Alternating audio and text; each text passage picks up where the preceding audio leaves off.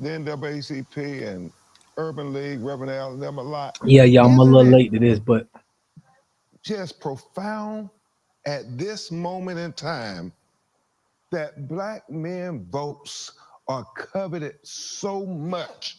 I mean, I've never seen that in my life.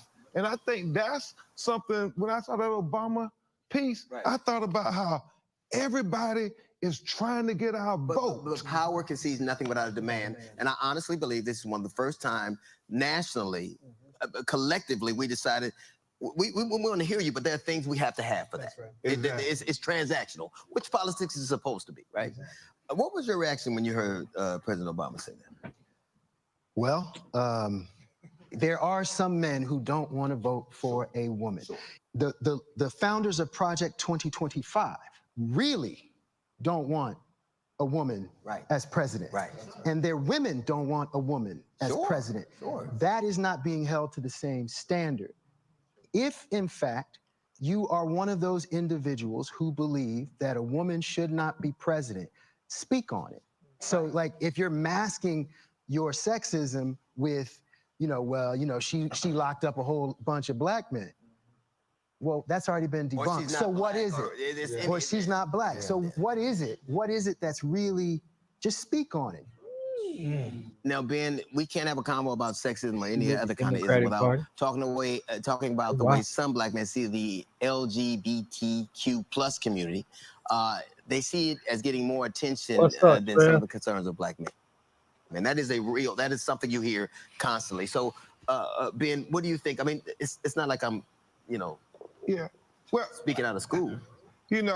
Everything has to be taken in context.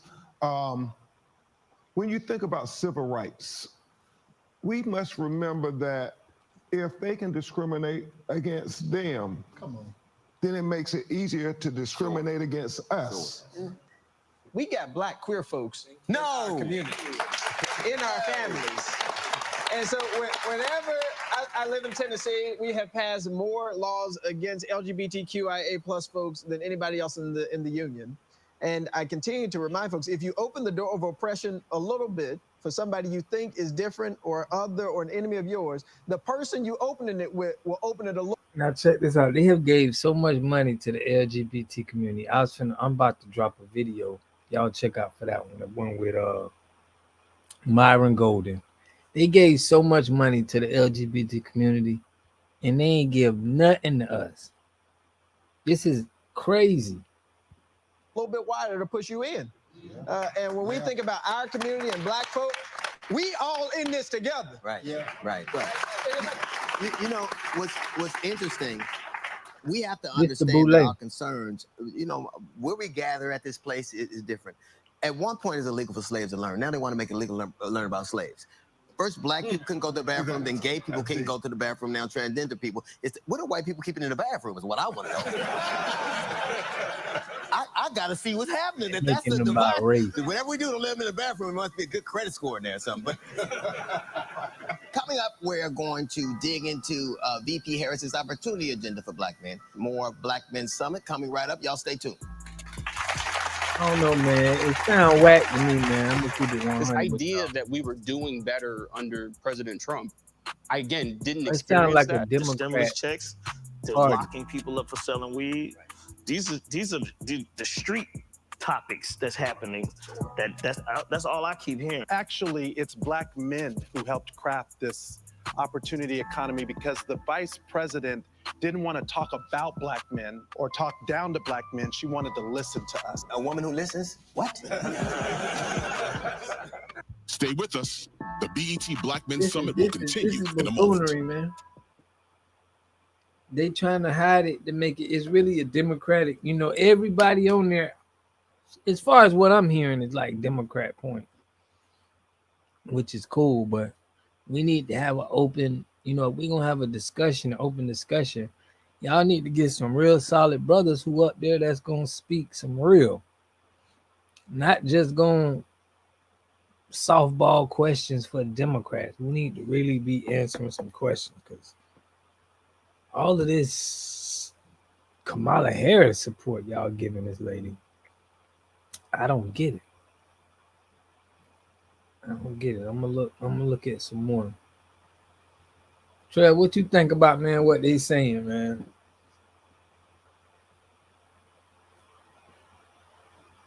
Black Men Summit. Anytime they market the black people, man, I'm always weary because it's like it's always a game they playing, man. Just market to me like everybody else. Speak to me like you speak to everybody else. You don't go to the Chinese man, the Jewish man, and the Indian man and go tell them and call them out by their race.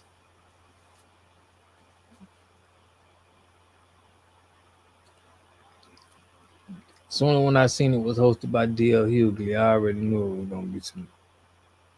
I already knew it was gonna be some bunny hopping going on. And sure enough, sooner when I turned it on, I'm hearing the bunny hop.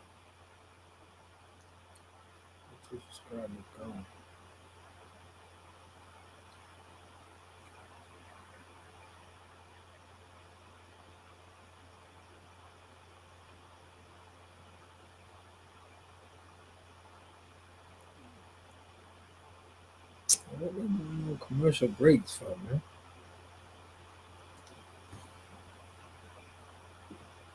All right, what y'all doing in the back? What y'all trying to rehearse? Y'all trying to go over the script?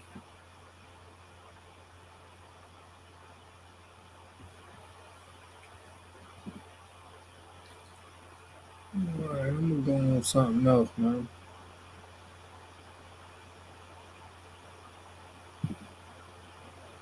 We'll get back to that. Let's see what else is jumping on YouTube.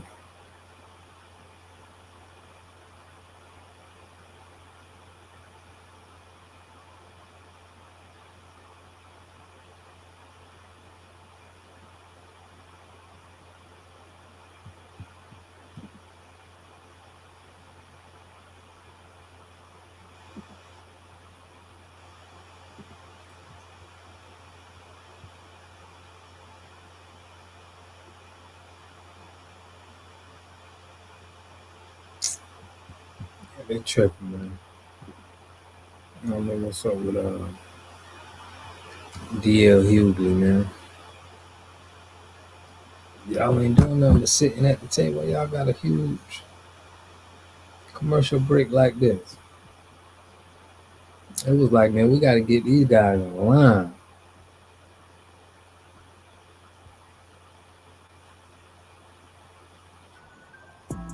Welcome back to the BET Black Men's Summit.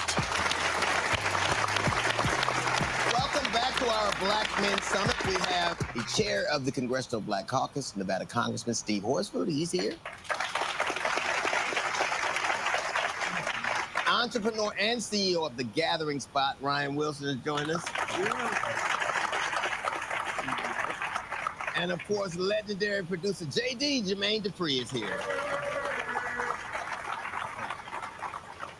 But first, we're going to start by hearing directly from black men about the election. Our special correspondent, Kenny Burns, hit the streets of Atlanta. We're going to roll the tape. It is your lifestyle specialist, Kenny Burns, reporting live from Atlanta, Georgia. If you don't know, Georgia is a swing state, and we're here to find out what black men want most in this election. And never forget, the South got something to say.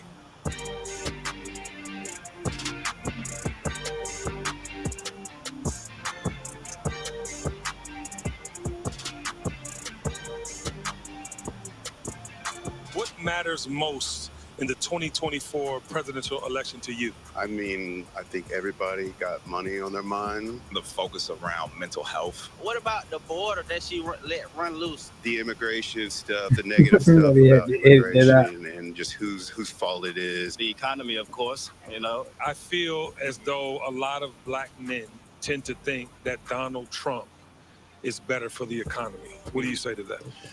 I've heard that, but what I've seen is that Donald Trump, he's a gangster, but he's presented himself as a successful businessman who's filed for bankruptcy 6 times. Inflation, definitely inflation. I see that as this is going on, you're starting to see a diminish of middle class, and it's either lower or upper class. They're having to say, well, let me take a backseat on my wellness so I can pay my mortgage this month. I can pay my rent. I can feed my kids. The percentages that we were seeing increases in our groceries and in our bills was higher than inflation. And so I think that it's created an opportunity for us to be taken advantage of. And I think to the Trump point, people got that stimulus check and just thought that was all his job, and that's what they're clapping about. But it's way deeper than that. The stimulus checks are not coming back. If we are empowered economically, then we can shift so many of our outcomes. What would you tell those brothers and sisters who are undecided but need to be going to the polls?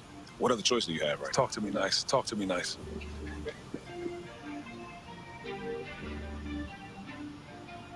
All right, we are back, and of course, Kenny Burns is here with us. That was a dope little speech, man. I appreciate it. The federal minimum wage has remained at $7.25 since around 2009, and it seems like the economy is on a lot of people's mind. Obviously, they even have a book. It's "The Economy Stupid." So, how do you speak to that? What do you hear? I really feel that it's heavy on our minds because Atlanta is an opportunity economic city. We all came here. If you're not born and raised here, originally I came to go to school, but I stayed and started a business. I stayed and raised my family. I have a 20-year-old and a 24-year-old who will be, exiting college soon and getting into the workforce. And the big thing on people's mind is, how are we going to take care of our families, and how are we going to encourage our kids to start families? So economics is very important. We talked about this. I mentioned this in the question I posed. I remember 40-some years ago, I worked at McDonald's. I made $2.65 an hour. And 46 years later, the minimum wage is $7.25 an hour. So we can't have a conversation about just inflation without the commensurate wage growth. Now, Jermaine Dupree, you've heard this a lot, that things were better under Trump. I've heard it a lot. How widespread do you believe that is? I don't believe that. No, I'm saying, but it is a pervasive. Oh, yeah. It is a pervasive. All of these guys are Democrats. I mean, I represent, I don't represent, but I'm here to speak to the YDS generation. Sure. That's the young, dumb, and stupid kids that's out there, right? And they have this. Well, they are. That's crazy. It's what it is. They have this in their mind that, as Newface said on the video, the stimulus checks, they're paying attention to things like that, and they're not hearing the information that needs to be heard. Right. The stimulus checks, the locking people up for selling weed. Right. These are the street topics that's happening. Sure. That's all I keep hearing from. Sure. You know what I mean? And I feel like it's really important that we as men in this room, we give them the facts today. There was a specific reason that Donald Trump, even though he didn't get those checks out, there was a specific reason he delayed them so he could put his name on it. He knew it would have that effect. Right. He knew who it would meet. And Congressman Horsford, what do you say to black men who do say the economy was better under Trump? Because I hate when somebody tells me, like, if I go somewhere and it's hot and they go, but it's a dry heat. I'm still hot. Yeah. You can't tell people how to feel. Right. We can tell them about the metrics, but it is a pervasive attitude that the economy was better. So look, a couple things. I'm from Vegas, so I do know dry heat. Yes, you do. But I also know a liar when I see one. And Donald Trump lied about providing economic opportunity for Black America. In fact, it was Donald Trump who asked Black America, what do you have to lose? And then when he got into office, he appointed Supreme Court justices that showed us what we had to lose by taking away our fundamental rights. Now, on the stimulus check, let me just get the fact out. Democrats in Congress were in the majority. We passed the bill that provided the relief, not only for households through the stimulus check, but also the child tax credit that lifted 50% of Black children out of poverty. When the Republicans got back into the majority, they did not extend that benefit, so those children went right back into poverty. We helped small businesses get the support to keep their businesses open and to provide employee retention tax credit so that employees would stay on the job. Right. It was about people and saving lives, and Donald Trump did not do that. And I'm tired of talking about the last 4 years. I'm more concerned about what Donald Trump will do the next 4 years if he gets a chance to be the president. And we can't let that happen. But it's very Ain't no way you gonna be in a room full of black men and you gonna have all of them be against Trump. This is just not realistic, bro. This is bullshit. We don't got, everybody just is against Trump. We don't got nothing.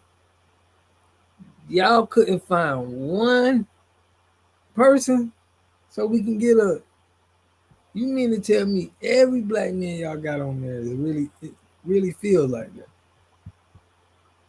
Screwed in a way because y'all making Kamala look bad doing this, bro. It's the things you can repeat. And it's always funny when they talk about, today, I guess he was saying how low the unemployment rate. It's weird for black people to hear unemployment rate because it was pretty low during slavery. That wasn't that great. That's not a great marker. We was brought here to work, so thanks, pal. They having a whole show about this, bro. Y'all seen Jermaine Dupri? Ooh, I don't believe that. I don't believe that. This is all paid. All of these boys is paid, bro. I'm telling you. Not the same thing. We have Charles Phillips.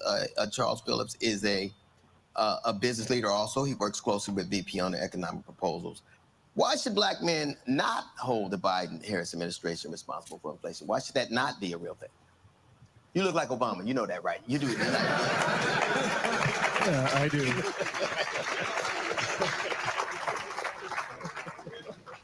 First of all, I'm older than him. He looks like me.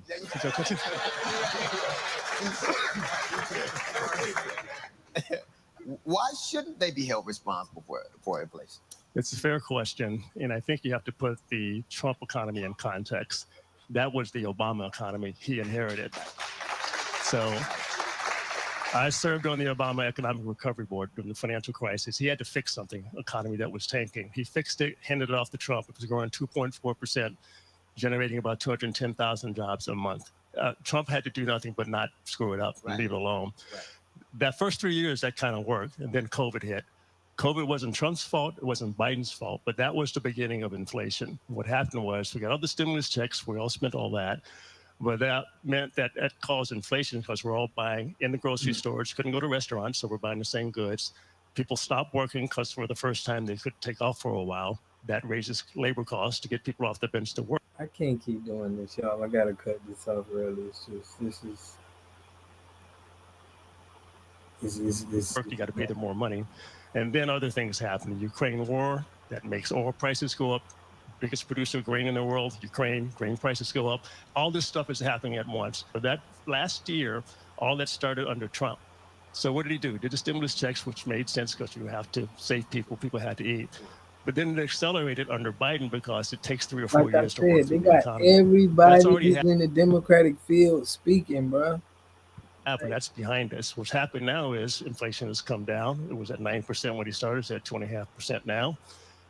We're getting better. We just need to keep doing what we're doing now. That's exactly what VP Harris plans to do. Continue to the plan that's under place right now. Okay, thank you, man. Thanks. We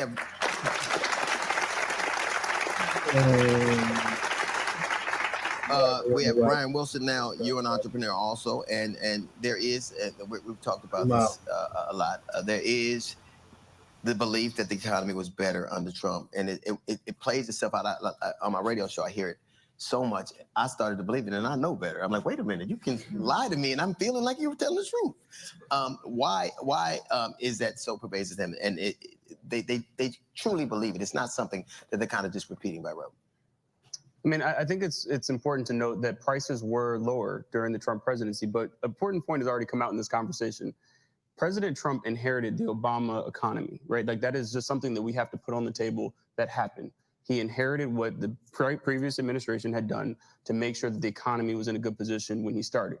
Now, if you fast forward, many of the businesses that I serve at the Gathering Spot, when I think about what we were talking about during the Trump presidency, those conversations were not positive, right? So I don't remember this magical time period when everyone was doing well.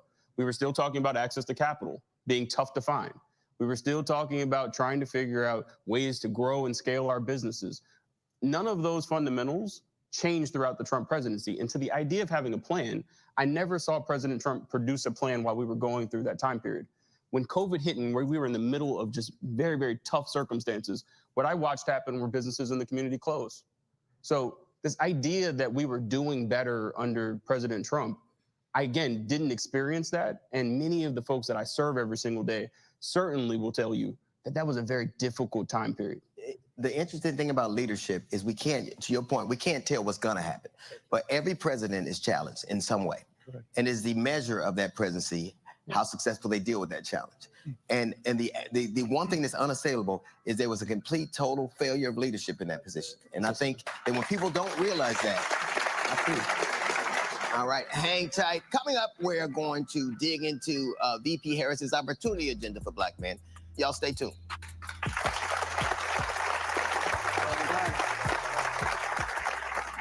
She went to Atlanta and to Philly and to Detroit to listen to entrepreneurs, men that want to own homes. From that conversation came this Black men's agenda. It came from us. The fact that there is a plan is something that we can't take for granted, and something that does not exist on the other side of this conversation. Maybe the job you see an illegal immigrant doing, you're going, I should be doing that right there. You know what I mean? Stay with us. The BET Black Men Summit will continue in a moment.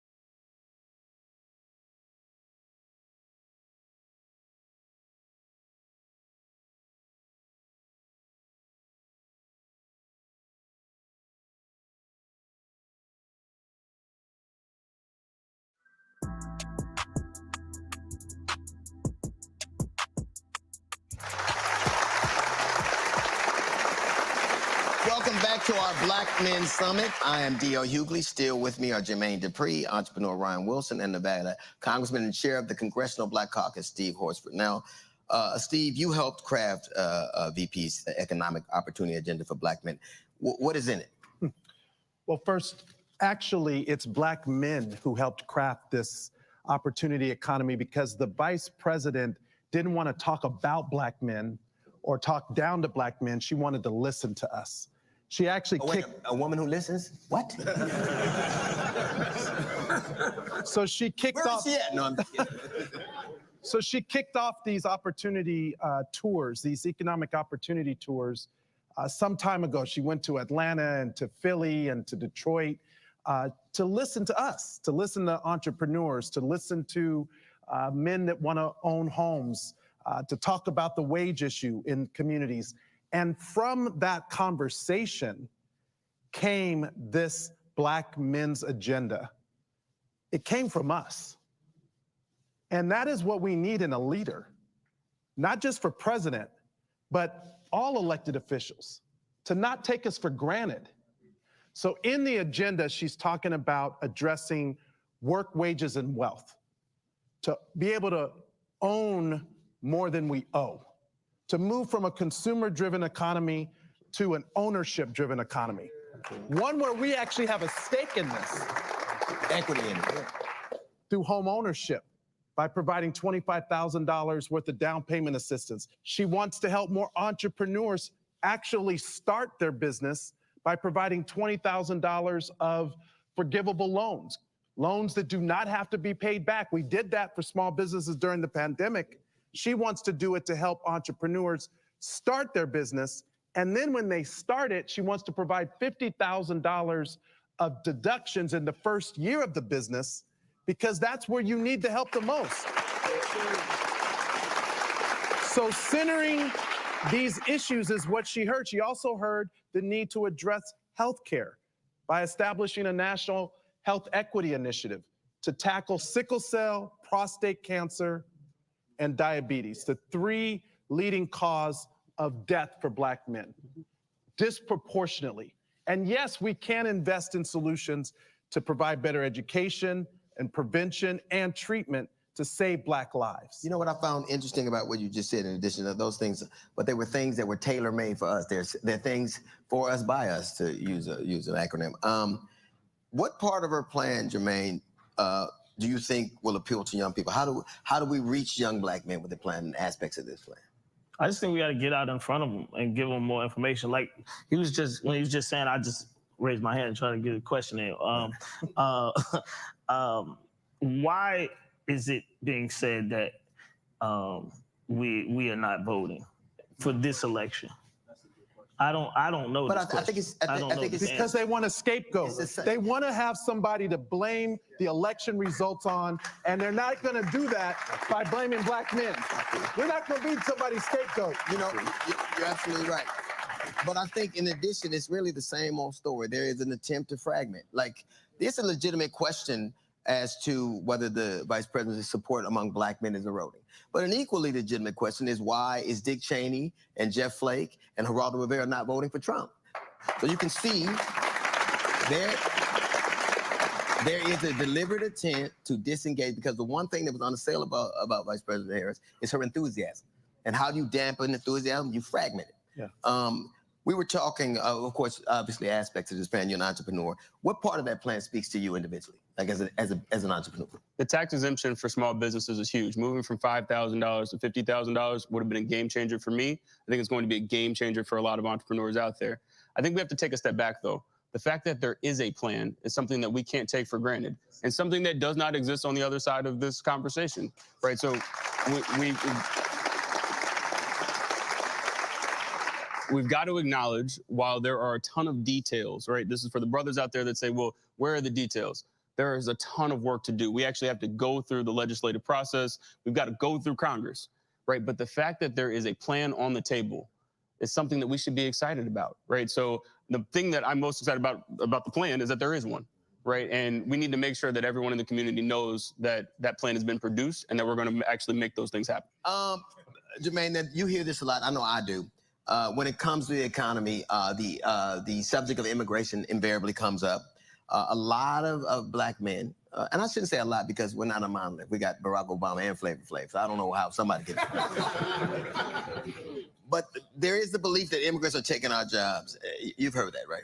Yeah, but not in Atlanta.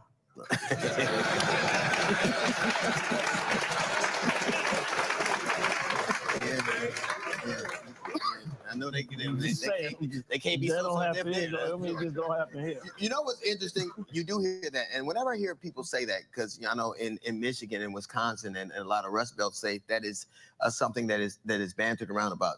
But the thing is, I always hear they're taking our job. I never name me the job you see an illegal immigrant doing. You go, I should be doing that right there. You know what I mean? So there's an attempt to fragment and to kind of. The one thing I will say that the Trump administration has done successfully is whether you are disaffected, black or white, he's giving you somebody to look down on and somebody to blame. And that is a commodity that is, for some people, worth it. We're going to talk to Mark Marial, looking all fly. Look at you. You are the former mayor of New Orleans and the current head of the National Urban League. What is the real truth about immigration?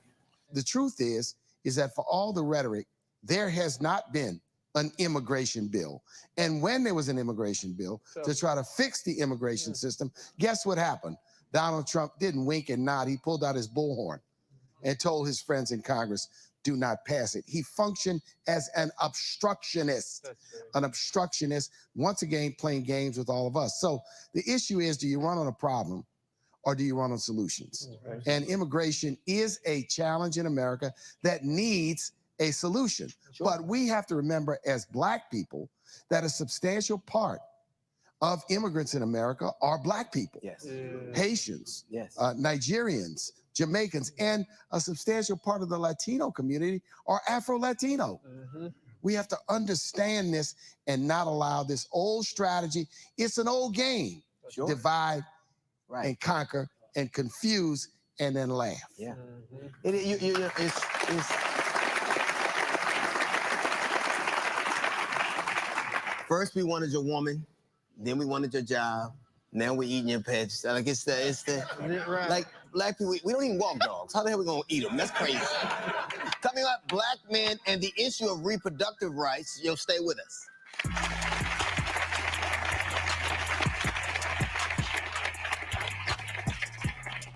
Reproductive justice is a black man, a black woman, a black people issue. My granddaughter, who was born in September of last year, she was This born is with crazy, rights. man.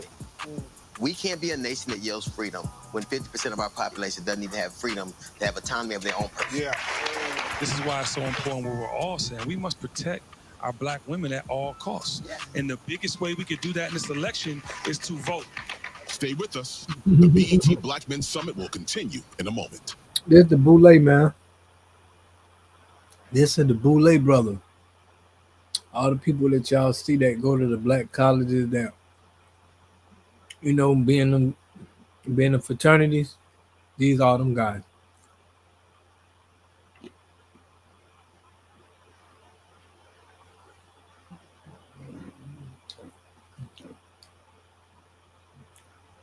I couldn't believe it, bro.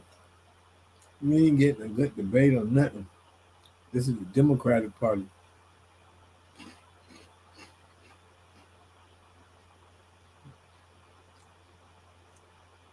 You lucky I ain't peeped this out, bro.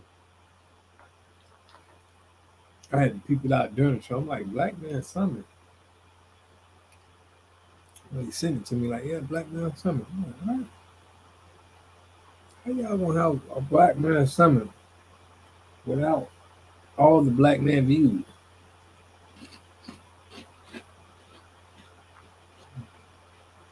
Every dude I seen talk, that seemed like they talking like a goofy, like they was, like it's a script.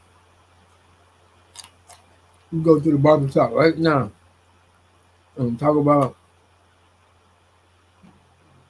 politics. That's what they do. They ain't gonna sound nothing like this.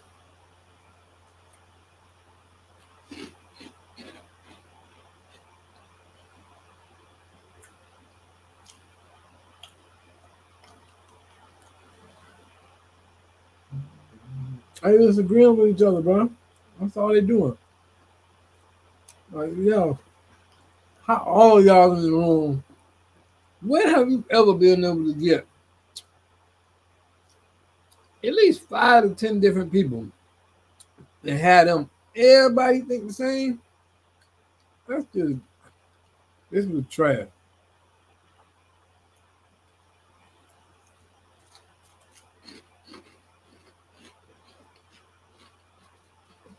Everybody seems like they're a Democrat, though.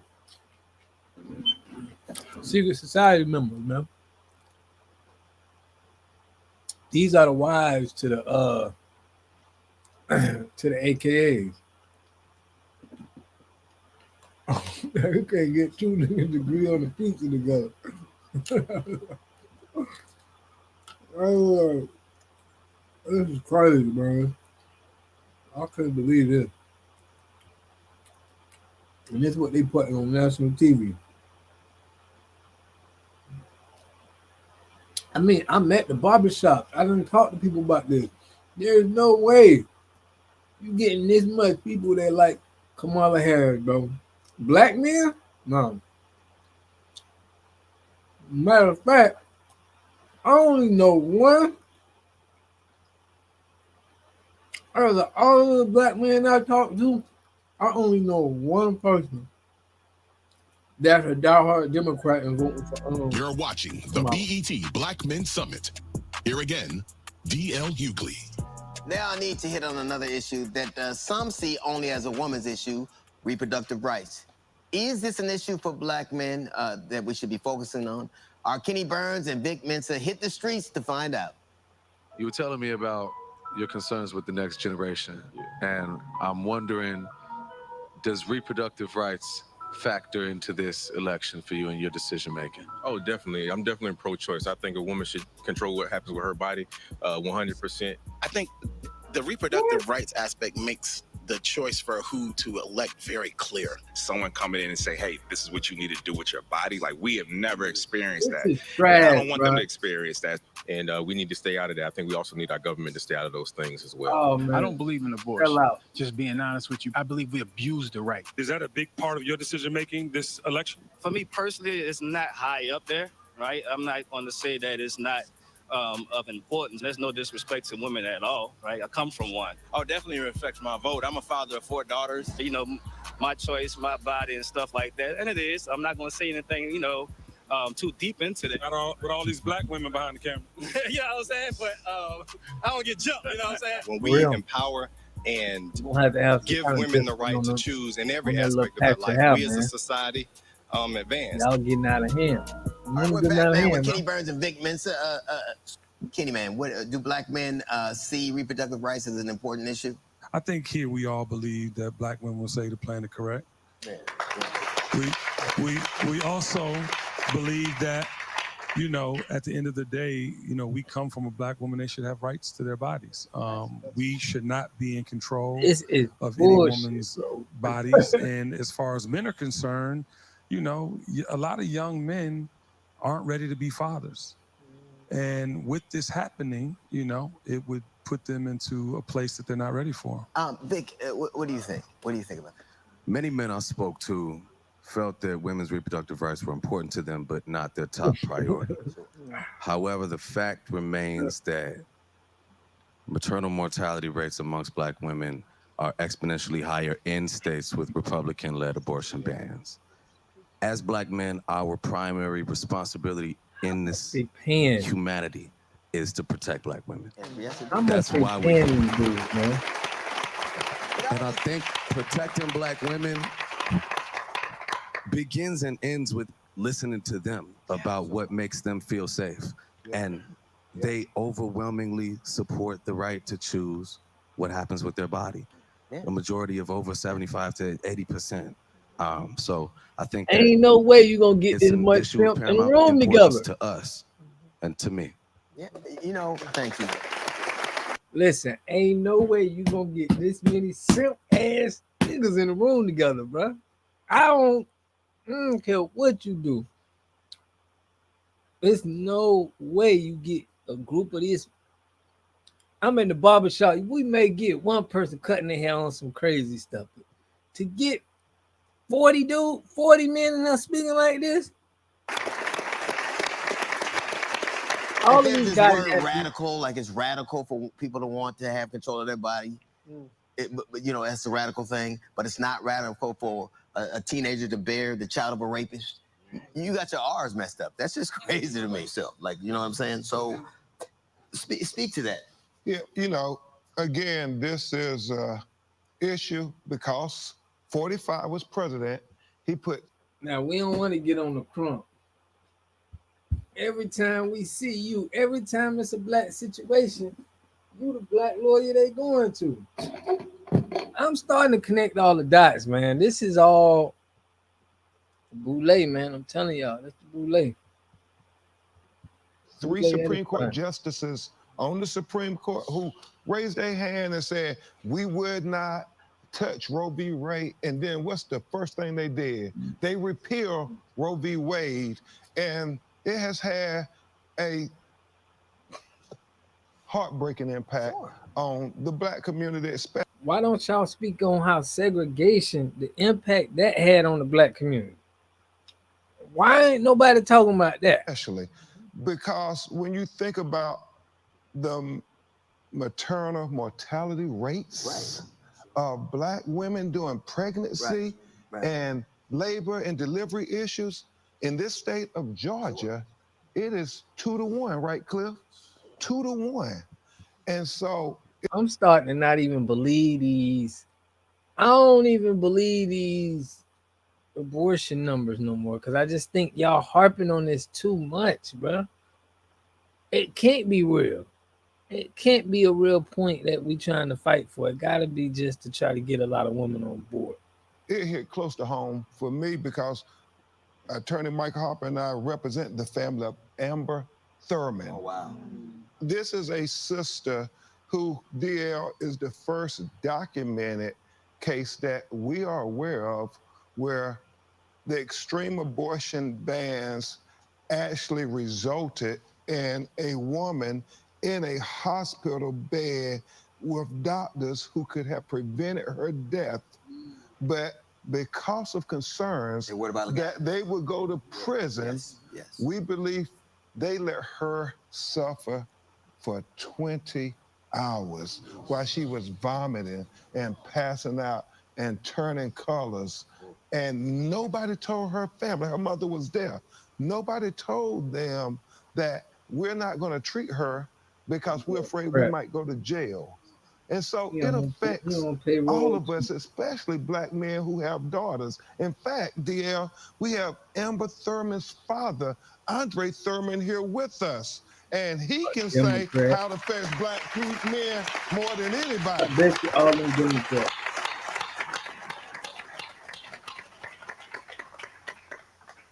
These laws have tremendously affected me. I lost my baby behind them. Letting her just sit there for 20 hours. That didn't do anything.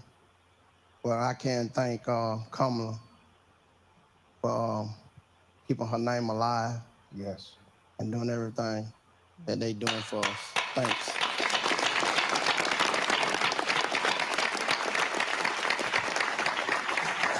I was born in 1964. I was the first one of my mother's children born with the full rights of an American citizen. My granddaughter, who was born in Atlanta, Georgia, my second grandchild, she was born in September of last year. She was born with fewer rights than me. It should not be, there have to be things that we agree on. And we can't be a nation that yells freedom when 50% of our population doesn't even have freedom to have autonomy of their own person. Yeah.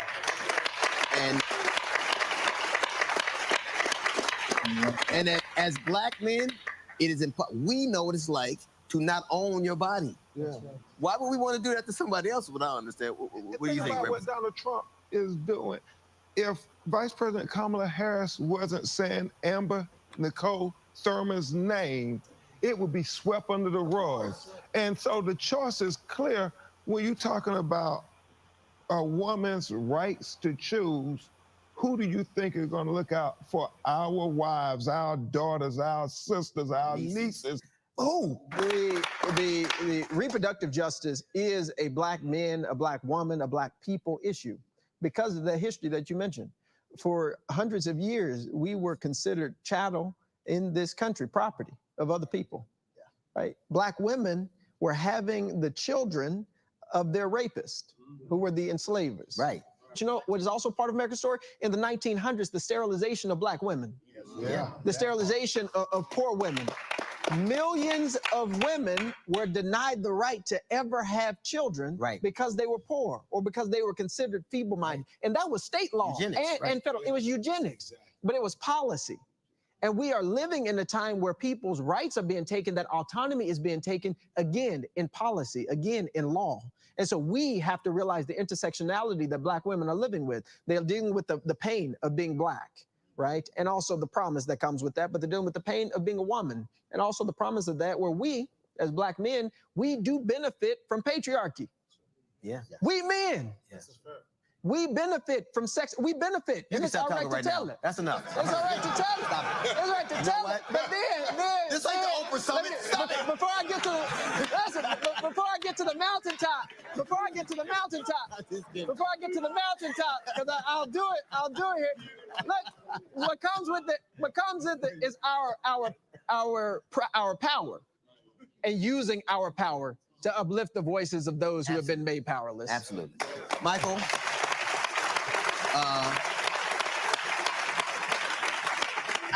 what is this notion that that's not an issue that is supposed to be top of ticket? The idea that's important to us. What do you think of that? How many of us have daughters and sisters? Okay.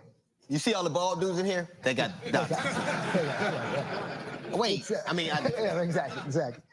I don't subscribe to the narrative that we are not in support of women's reproductive rights. I just won't subscribe to that. I think it's another narrative that they're trying to put on us to divide us. Mm-hmm. And I believe that historically, the civil rights movement was accomplished by black men and black women coming together. Sure. And I believe that right now, black women and black men are coming together when it comes to reproductive rights. Mm-hmm. Black men will always stand up for their daughters and their sisters and their mamas. Mm-hmm. That is a known fact. Right, yeah. That is a known fact. Yeah. So if you are one of those individuals who's thinking selfishly about this particular election and you thinking, well, you know, I'm not really feeling this because, you know, there's nothing in it for you. Exactly. Mm-hmm. Think about your sister. Think about your daughter. Think about your niece.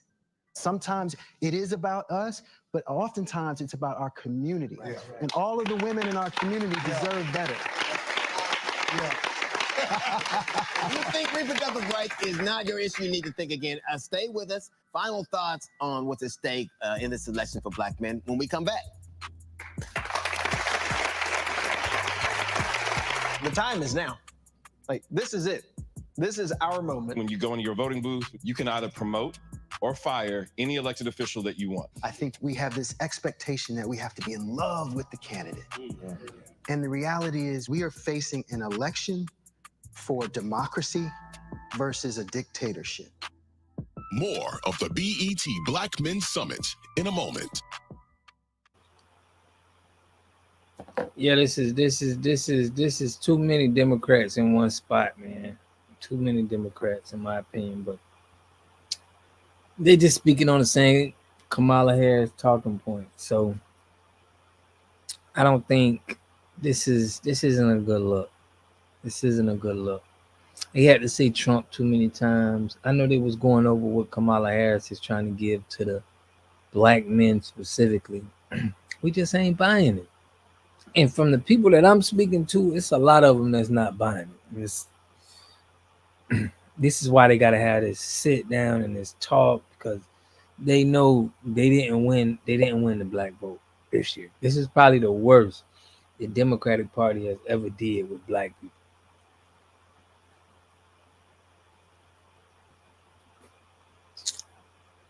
That's just my opinion. I ain't looking at stats, man, but just see a lot of people turning over and saying they voting for Trump. In my comment section, if I look in my comment section, everybody talking about I'm not voting for Harris, I'm voting for Trump. it is some Harris supporters, but I say it's probably about, it's 3-1, man.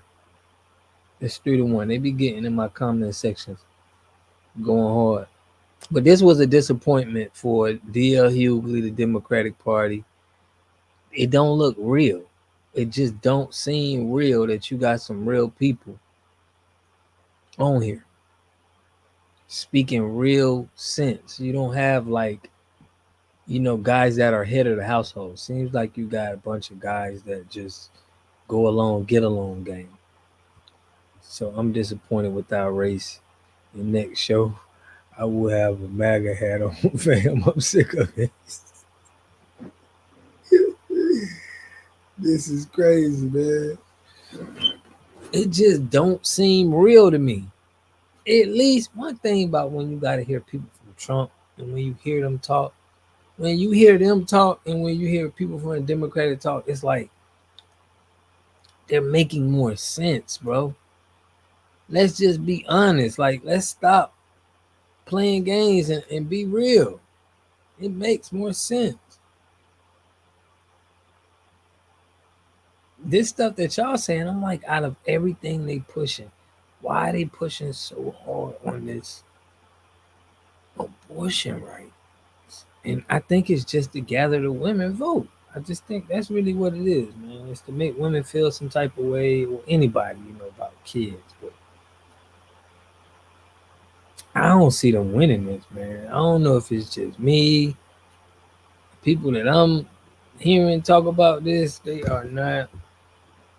Yeah, happy birthday to my mama too. Today my mama's birthday.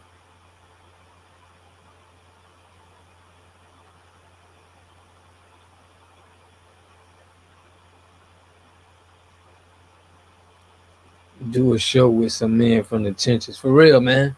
We need to put us a Trev, we need to put us a what do they call those shows? A portal show or something where it's like a panel.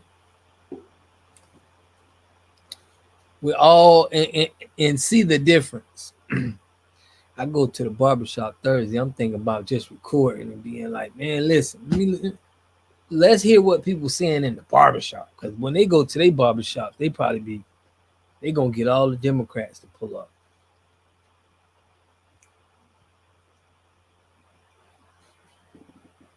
But yeah, I'm gonna close this, man. We're gonna see what they saying. Not a good look. Welcome back. This high-stakes election is just days away, and I want to allow some of our guests to share their final thoughts and their call to action. So, Brother Crump. DL, when you think about Project 2025 and the way they have told us what they're going to do to kill the future for our Black children, our sister Kamala Harris becoming the president of the United States gives us the best chance for having an equal opportunity at the American promise of life, liberty, and the pursuit of happiness. Yeah. Michael Ealy? I think I want to start off by just saying, I think we need to stop trying to romanticize elections. I think we have this expectation that we have to be in love with the candidate. And the reality is we don't. What we have to focus on, gentlemen, right here, right now, is we are facing an election for democracy versus a dictatorship. This is perhaps one of the most fundamentally easy elections to kind of discern which way you want to go. So we have to teach everybody, we have to talk to our relatives, talk to our friends and family about voting down the ballot and making sure that Vice President Kamala Harris has the Congress that she needs to get legislation passed that's going to give us what we want, that's going to give us the agenda for Black men. That's what we have to fight for in this election. So we have to work on that. It's our chance to do that. Representative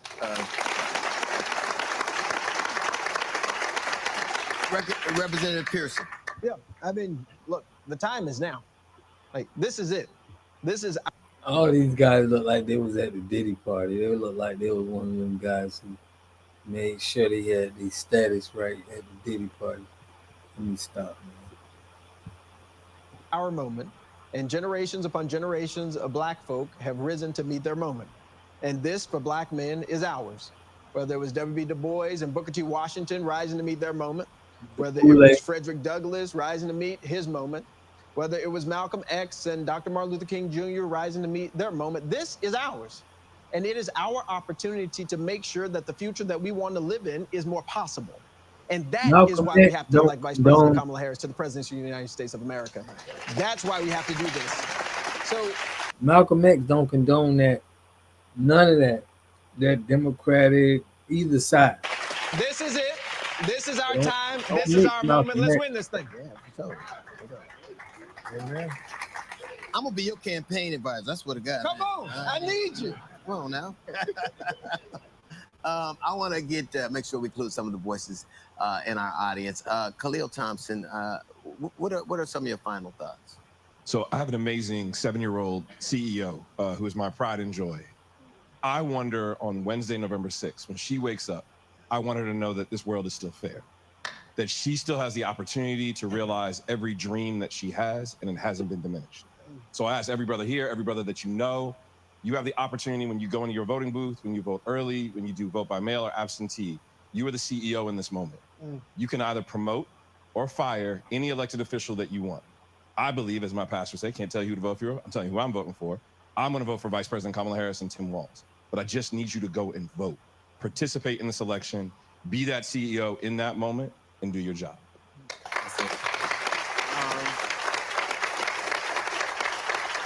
Want to hear from Quentin James? Malcolm X told us that the most disrespected, unprotected, and neglected person in this country is a Black woman. And we watched Donald Trump call my Howard alum sister, Vice President Kamala Harris, my AKA Divine Nine sister Kamala Harris, a bitch. If that now he's talking about the Boule members. He's talking about, and I don't know why he threw Malcolm X's name into that, because Malcolm X was very hard on all of the Black men who he felt was a part of the Boule, the Democratic Party. What he said was, he said one side is a part that be very friendly to you, and the other side, they don't be friendly at all. Compared it to a fox and a wolf. This is you off, brother. I need you to do one thing. Go to votetolive.org, find out what's on your ballot, where you need to go vote, and actually get a free ride to go vote if you need an Uber to get to the polls. We're providing that for you. Go to votetolive.org. Let's protect our Black women and show up to vote.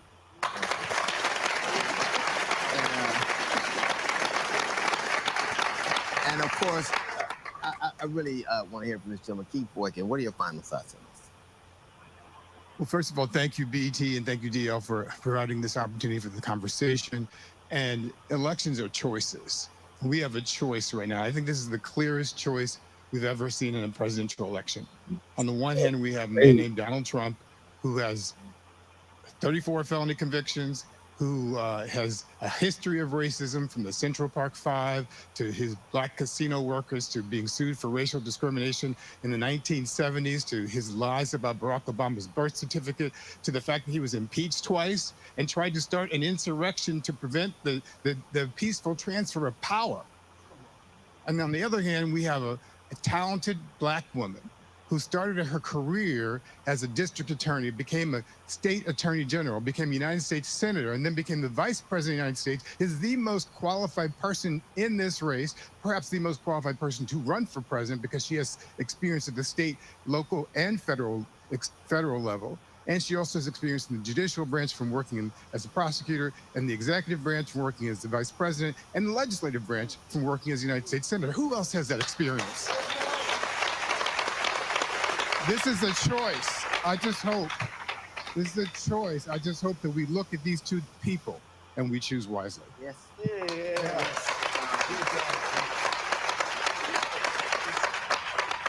First off, I'd like to thank you, BET, President BET, and everybody else, and all you gentlemen, because I think this was necessary. Y'all making people vote. I will say this. Stuff like there is this. a reason there has never been a female leader of this country. There's a reason there's never been a black female executive of this country. I think because it's very hard. A man gave up power. A white guy, the most powerful man on earth, said, I'm going to give up his power, and I'm going to make sure she has an opportunity to become the first female president of the United States of America. That never has happened before. It is divine presence. It is divine. We were disappointed in Barack. And it's what we do in this moment, as you said, President Pearson. It is what you said in this moment. It is what we do now that we will judge by. So thank you all very much. I'd like to thank you guys for watching. A shout out to the Black Economic Alliance for their research, for their special. The conversation continues on BET.com and BET Social. Thank you guys. Thank y'all so much. Y'all giving the LGBT community millions in Ukraine. But then you want to act like you giving us a $25,000 to get a mortgage. Let me know what y'all think in the comment section, man. I don't think it was a good look for the Democratic Party, but people may beg to differ. I'll catch y'all in the next video, man. Peace and love.